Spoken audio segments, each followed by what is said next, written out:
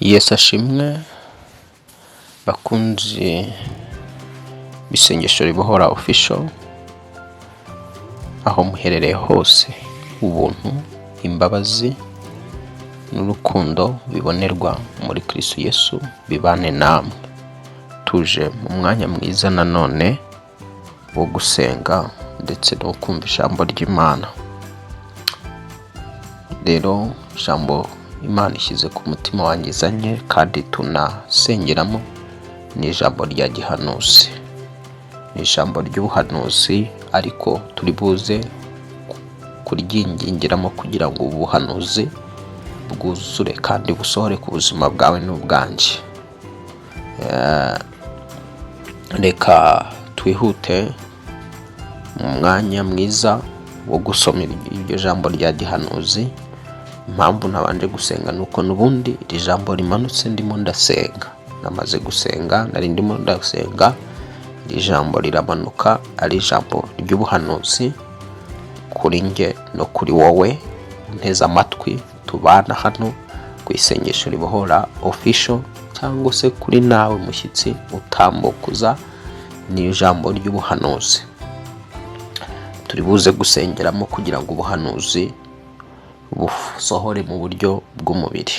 Reka twihute turisome, hanyuma nitumara kurisoma dufata umwanya wo kurisengeramo nge nawe kugira ngo ryuzure. Ni ijambo tubona muri Yesaya igice cya 42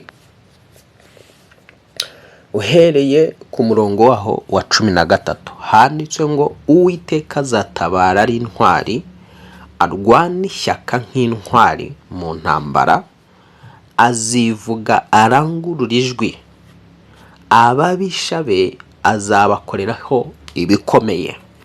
Reka nongere ndisubiremo ngo Uwiteka azatabara ari intwari, arwane ishyaka nk'intwari mu ntambara, azivuga arangurura ijwi, ababisha be azabakoreraho ibikomeye. 14 akavuga ngo dore imbara nacecekeye, narahoze ndiyumanganya, noneho ndataka cyane nk'uko umugore aramukwa asamaguza asemeka.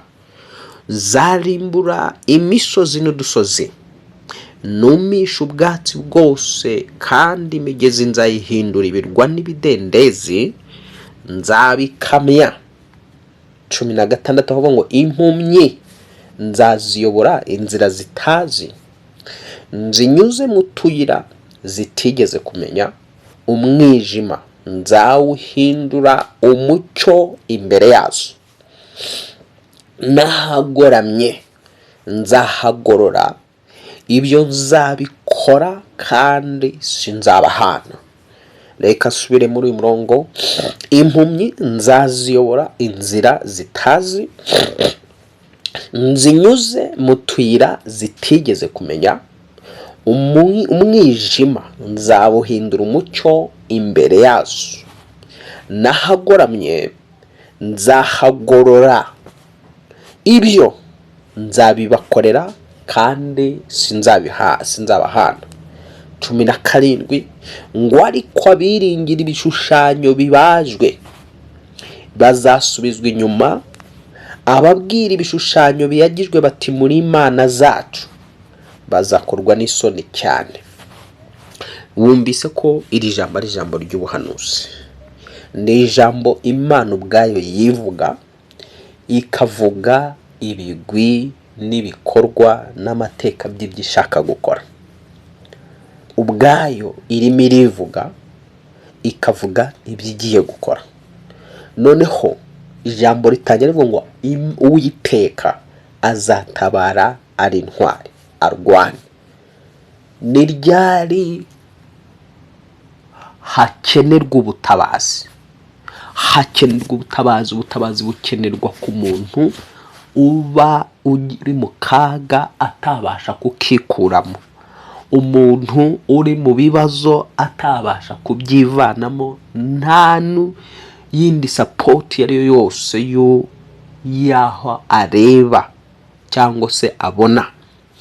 Rero umuntu nge nawe niba uri mu buzima no mu mibereho wabonaga ko ukeneye ubutabazi imbere n'inyuma ukaba wabubuze nge nawe tukaba twari twabuze ubutabazi urareba imbere hawe ukareba destination yawe ukareba ukibura urimo urareba ukibura urimo ubwawe urarwana no kugira ngo ugomba kuba we ariko imbere ukabona iri gushaka gusenya wowe ni byinshi ibishaka gusenya ushaka kuba ukabona birakaze kandi kuko ukabona biri kugusatira bije kugusenya ndavugana n'umuntu uri kubona hari ibintu birimo biramusatira bishaka gusenya ejo hawe ukabona harasenyutse hari ushaka kwiyubakamo ariko umuntu ushaka kwiyubakamo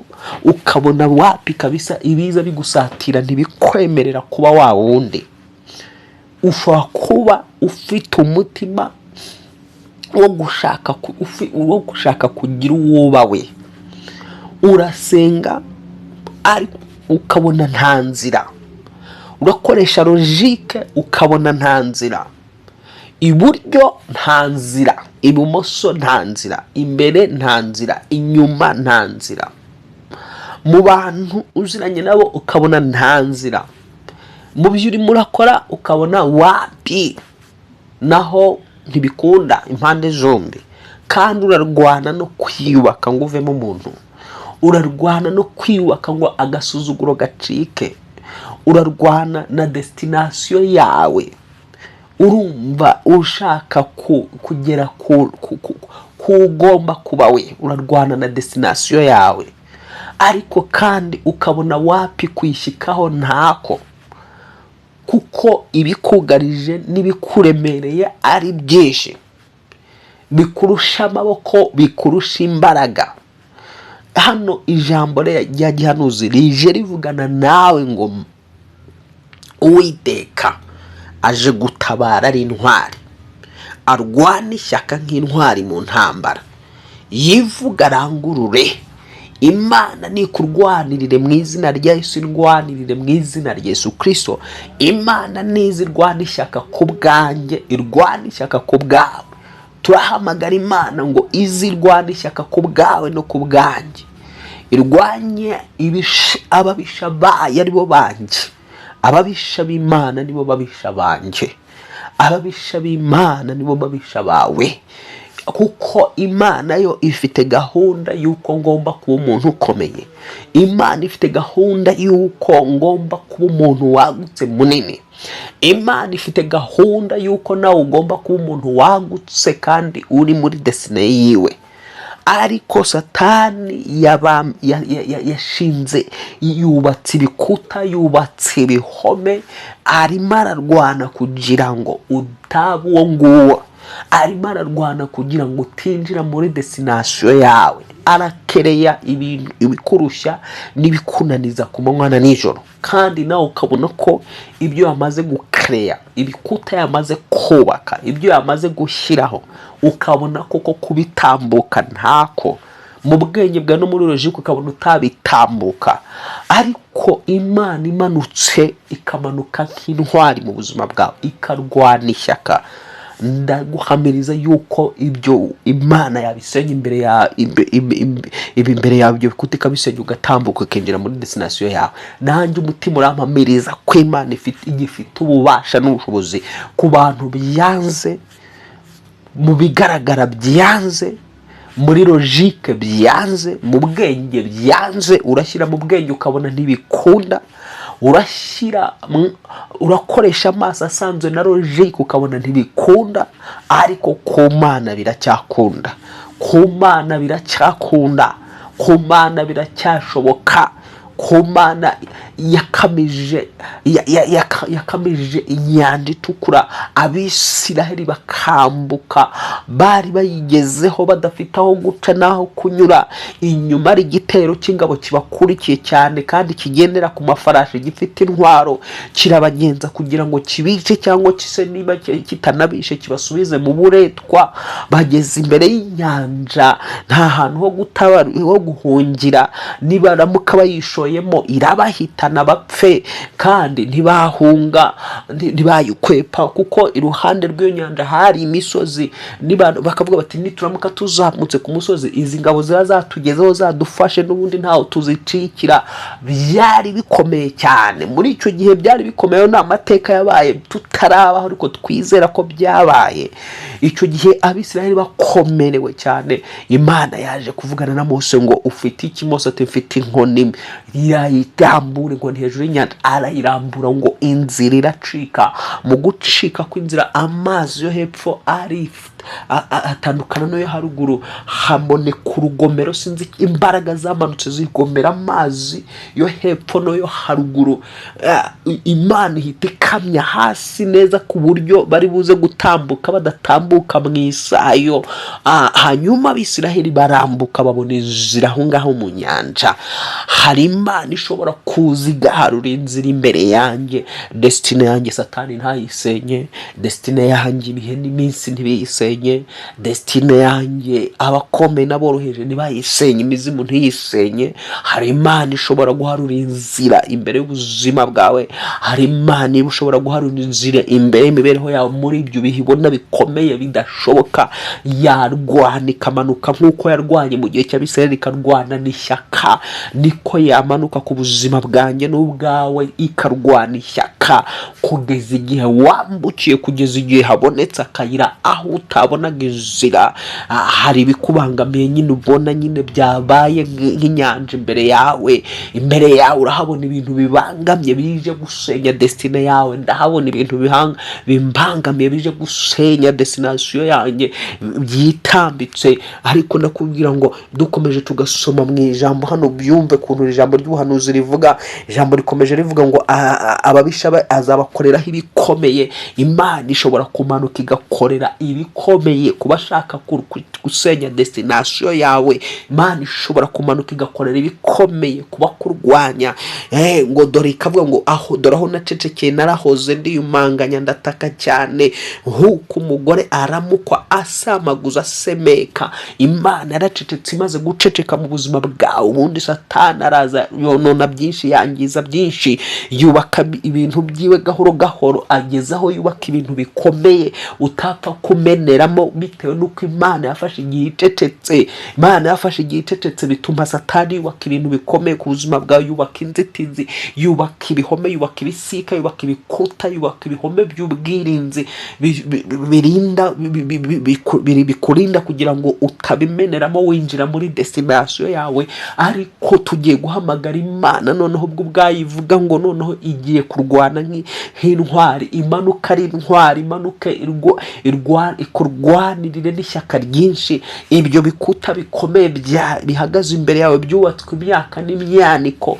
Imana Data wa twese bisenye uko yasenye Yeriko, yari yarubatswe imyaka myinshi cyane. Ijambo ryarambwiraga ngo uwo mudugudu wahoraga ukinzwe, hari hakinzwe, nta wasohokaga nta winjiraga kuko ngo bari baratinya Abayuda. Ariko iyo Yeriko bayizengurutse inshuro 7, imbaraga z'Imana zirayiritura. Tugiye gusenga kugira ngo ibyo bikuta n'ibihombe Satani yubatse ku buzima bwawe, ibyo yashyizeho kugira ngo utabona aho umenera winjira mu cy'Imana yakuvuzeho, utabona aho umenera winjira mu masezerano, utabona aho umenera winjira mu mugambi w'Imana. Tugiye guhamagara Imana imanuka irwane, kandi irwana n'ishyaka ryinshi kugira ngo ibyo bikuta bimenagurike bisenyuke mu izina ry'Yesu, maze ubone inzira.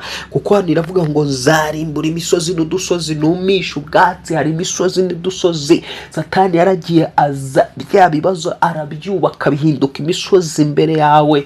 Yani imaze guhinduka imisozi, ikibazo yarakigiye kiratumba, aragitumbagiza gihinduka umusozi imbere yawe neza neza. Umusozi udashobora gushyiguka, umusozi utamenwa na katerepilari, umusozi utamenwa n'imashini n'iki. Nawe urabireba muri logique ukabona ntibikunda, urashyira mu bwenge ukabona neza neza uwo musozi ntiwanawuterera, ntiwanawumanuka ngo bikunde. Ariko ijambo riravuze ngo nzarimbura umusozi n'udusozi. Ni Imana iri kwivuga ngo numisha ubwatsi bwose, kandi imigezi ngo nzayihindura ibirwa ibidendezi nzabikamya. 16 ikavugana nawe, ikavugana nanjye ngo impumyi nzaziyobora inzira inzira zitazi imbere hawe neza neza nge nawe tuba twamaze gusa nkaho twafashwe n'ubuhumyi. Ntabwo uri kubona inzira bitewe n'iyo misozi iri imbere yawe. Ntabwo uri kubona inzira yaho wamenera kugira ngo winjire muri destination yawe, umugambi w'Imana wuzure ku buzima bwawe. Ntabwo uri kubona inzira y'uburyo ugomba kuba wifuza ugomba kuba we, kuko nta bufasha nta bushobozi wibitseho, nta bana b'abantu bafatika bagushigikira ngo bagushoboze kugera mu mugambi w'Imana, ngo bagushoboze kwinjira muri destination yawe. Naho ubwawe ntiwishoboye, nta n'abantu bari mu ruhande rwawe rwo kugushoboza. Ahangaha rero urumva rero mu mwuka Imana irakubona nk'impumyi, Imana irambona nk'impumyi. Iyi none ikavuga ngo noneho rero ikivuga ngo impumyi ndaziyobora inzira zitazi. Tugiye gusenga Imana kugira ngo noneho hahandi utabonaga inzira twari bamaze kuba nk'impumyi, Imana ikuyobora inzira utazi kugeza muri destination yawe. Imana ikuyobora inzira utazi ikugeza kuri wa muntu wifuje kugomba kuba we. Imana ikuyobora inzira utigeze umenya, ikugeza mu masezerano, ikugeza ku buzima n'imibereho wifuje kubamo mu izina rya Yesu Kristo. Imana iguharure inzira utigeze umenya, ngo ikunyuze mu tuyira utigeze kumenya na Satani atigeze kumenya. Ifite ububasha bwo guharura inzira utazi utigeze umenya. Mu gihe cy'Abisiraheli bageze hariya ku nyanja, iyo muri bo yari yamaze gutegura inzira bari buze gucamo batazi ubwabo babonye inzira bageze mu kibazo. Tugiye guhamagara Imana kugira ngo muri icyo kibazo uhagazemo, muri ibyo bihe uhagazemo, Imana iharura inzira kandi kunyuze mu nzira utazi mu izina rya Yesu Kristo. Ikugeze mu nzira utazi mu izina rya Yesu Kristo. Umwijima waruri imbere yawe, kuko imbere yawe ntuhabona, imbere yanjye simpabona. Uyu mwijima waruri imbere yawe n'imbere yanjye watumaga utabona ejo hawe, watumaga utabona ugo iherezo ry'ubuzima bwawe, watumaga utabona, umwijima wari mwinshi watumaga utabona ejo hawe, utabona hanone hawe. Ejo hawe urabona neza hangiritse, urabona neza hasenyutse, urabona neza ntaho kumenera hahari, bitewe n'ibyo nawe ubona imbere yawe, bitewe n'ibyo n'ibikugose, bitewe n'uko wisanga uri wenyine, urabona umwijima imbere yawe. Ariko ijambo rivuze ngo imbere y'izo mpumyi ndagira gute? Ndazicisha mu nzira zitazi, nzinyuze mu tuyira zitigeze kumenya. Imana ikavuga ngo umwijima igiye kuhindura umuco imbere yazo. Imana nihindura umwijima umuco imbere yawe mu izina rya Yesu Kristo. Noneho ubonaho kunyura, ubonaho guca, winjire mu isezerano, winjire muri destination yawe, ubonaho guca mu izina rya Yesu Kristo. Imana nize igorore. Hano iravuga ngo mu murongo wa 15 ngo ikavuga ngo nahagoramye nzahagorora, ibyo nzabibakorera kandi sinzabahana. Imana iravugana nawe, ikavugana nanjye ngo ibyije kubinkorera ntizaguhana, ntizampana. Tugiye gusenga mu izina rya Yesu Kristo. Imana ntiguhane, ibigukorere mu izina rya Yesu Kristo risumba amazina yose. Iyi nzira utigeze kumenya, utigeze kumenya igucishemo ikugeze mu masezerano. Iyi nzira utigeze kumenya ndetse utigeze no kubona, iyi kunyuzemo mu izina rya Yesu Kristo. Hanyuma noneho inyuma abiringira ibishushanyo bibajwe basubizwe inyuma. Ubwo niba abandi bakurwanya, biringira ibishushanyo bibajwe, biringira imbaraga zibigaragara, biringira imbaraga zibiboneka, imbaraga zibigaragara. Ibigaragara Imana ibibona nk'ibishushanyo bibajwe, ibyiringira ibiboneka. Iyo urumva nyine ubyiringira ukabyizera, Imana ibibona nk'ibishushanyo bibajwe, mubona nk'ibigirwamana. Nge nawe rero twebwe tutiringirira mu bigaragara, nge nawe tutiringirira mu biboneka. Turagiye kwihamagara kugira ngo abiringira ibishushanyo bibajwe, imbaraga z'Imana Imana zibamenagure mu izina rya Yesu Kristo, basubizwe inyuma, kuko abiringira ibishushanyo bibajwe nibo bakurwanya. Abiringira imbaraga zabo bwite, abiringira ubwenge bwabo bwite, abiringira ubushobozi bwabo bwite, abo nibo bakurwanya. Abiringira ibigirwamana nibo bavuga ngo oya, nibo bubatse ibyo bihome, bubaka ibyo bishika. Ndagusengera kugira ngo Imana noneho iguharure inzira mu izina rya Yesu Kristo, irwanye ibyo byose byari bikuri inyuma, irwanye ibyo byubatse ibihome bikomeye n'ibisika bikomeye, bigatuma imbere yawe hacura umwijima, bigatuma imbere yawe nta nzira ubona, bigatuma imbere yawe ibintu bibazo bihinduka nk'imisozi. Ariko Imana iravuze ngo imisozi n'udusozi umusozi n'udusozi, iravuze muri iri jambo ngo imisozi n'udusozi, ngo imisozi n'udusozi, imisozi ngo ariko ngo imisozi n'udusozi izabigorora, izagorora ahagoramye mu izina rya Yesu. Imana nigorora ahagoramye imbere yawe mu izina rya Yesu Kristo. Hanyuma ibyo ibigukorere mu izina rya Yesu Kristo, kandi ntiguhane. Data, mu izina rya Yesu Kristo risumba amazina yose, iri ni ijambo rya gihanuzi rimanutse kuri nge, rimanutse kuri mwene data, mu izina rya Yesu Kristo umwana w'Imana nzima. Nibyo koko Uwiteka, turagutabaje kuko imbere n'inyuma turabona imisozi n'udusozi, turabona ibihome Satani yubatse, turabona ibintu Mwami bimeze nk'ibije kurangiza destine zacu. Wibuke uturema, hari abo wari waragambiriye ko tugomba kuba abo turi hano mu isi, abo wari waragambiriye ko tugomba kuba abo turi hano mu isi mbere ko tuyivamo.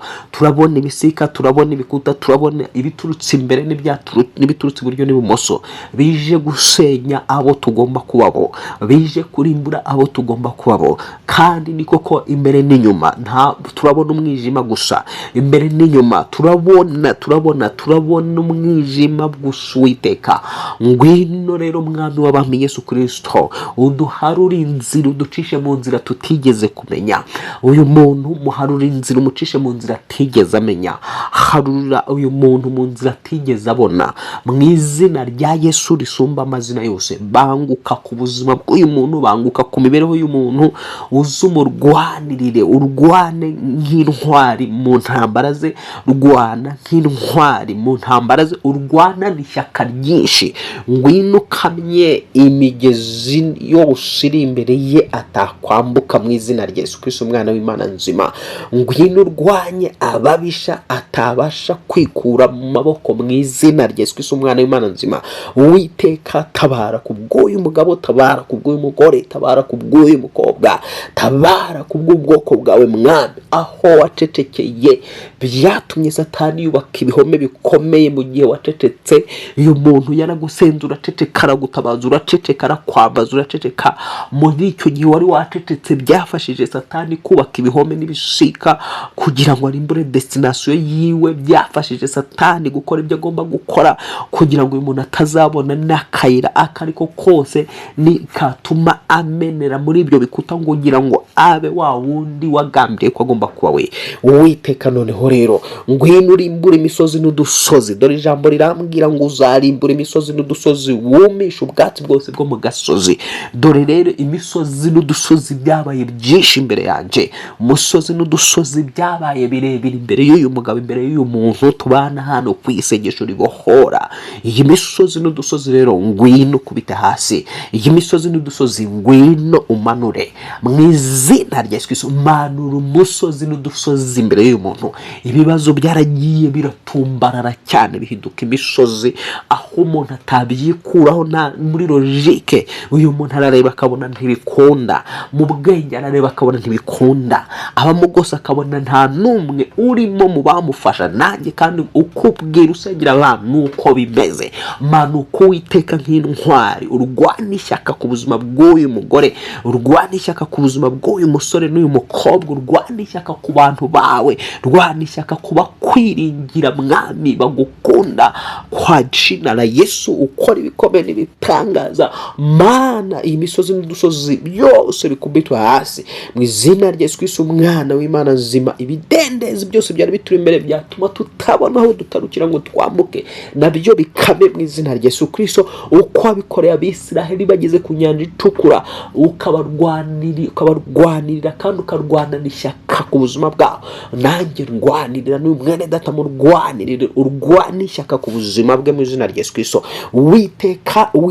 Uwiteka uyu muntu mwami yabona kubera ko atabonaga imbere n'inyuma hiwe wabonaga ko ari impumye ngaho rero data munyuze mu nzira ataje atigeze amenya mu izina rya Yesu umwijima uhindura umucyo imbere yatangire kubona ibyiza atangire kubona ibisubizo atangire kubona bikunda atangire kubona inzira zimugira umuntu nk'abandi mu izina rya Yesu Kristo atangire kubona inzira zituma cyamika muri destination yiwe nanjye mbona inzira zituma nyamika muri destination yanjye mu izina rya Yesu Kristo isumba amazina yose Uwiteka ngaho gorora ibyari bigoramye mu izina rya Yesu ngwino ugorora ibigoramye mwami ibigoramye nawe urabibona mu buzima ni byinshi ngaho bidukorere iki cyanditswe gisoze Yesaya 42 mwami kuva ku murongo wa 13 mu izina rya Yesu Kristo kugeza ku murongo waho mu izina rya Yesu Kristo wa 17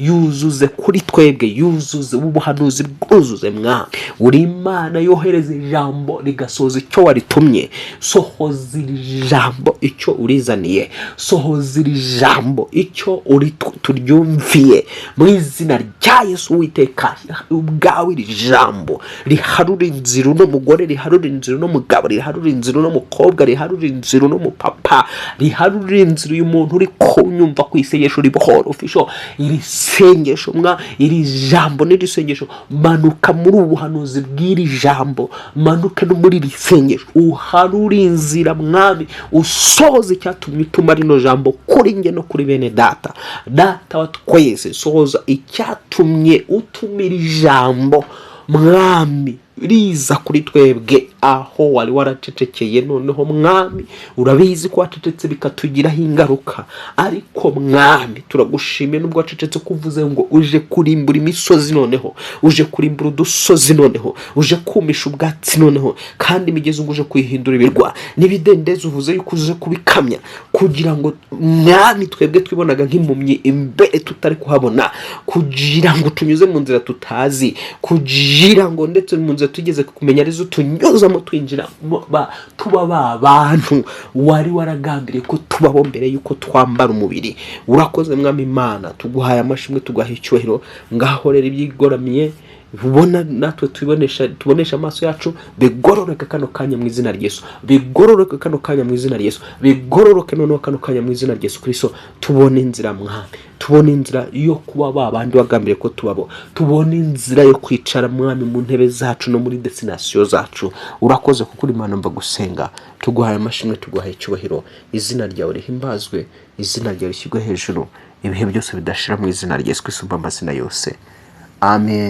amen Imana ije guharure inzira mwene data kuri we no kuri nge ijambo riravuga ngo uwegera Imana wese agomba kuba yizera ko iriho kandi igororera abayishaka igihe dusenze ugomba kwizera ko Imana ishubije isengesho ryacu kandi itugororoye kuko twayishatse iravuga ngo nzabonwa namwe nimunshakana imitima yanyu yose Imana iharuye inzira ku buzima bwawe Imana iharuye inzira imbere y'imibereho yawe destination yawe cyangwa se destiny yawe wabonaga Satani ayirangije neza imbere utari kuhabona Imana ishyizeho inzira Imana iharuye inzira Imana igucishije mu nzira utageze umenya nkuko Abisirayeli batari bazi yuko bari buze guca ku nyanja ikababisa ikabaha inzira ikitandukanya ubwayo bakabona aho baca niko nawe ibyo uhagazemo Imana iguharuye inzira kugira ngo ubone aho uca ukomeza mu kwinjira mu masezerano y'Imana ukomeza kwinjira mu by'Imana yakuvuzeho Shalom Imana iguha umugisha ubuntu bw'Imana bubane nawe imbabazi za Kristo zikomeze kukuzura amavuta yo gusenga n'amavuta yo kwizera ukomeze kuyabamo mugire amahoro. Wari uri kumwe nanjye Pastor Justus. Shalom shalom.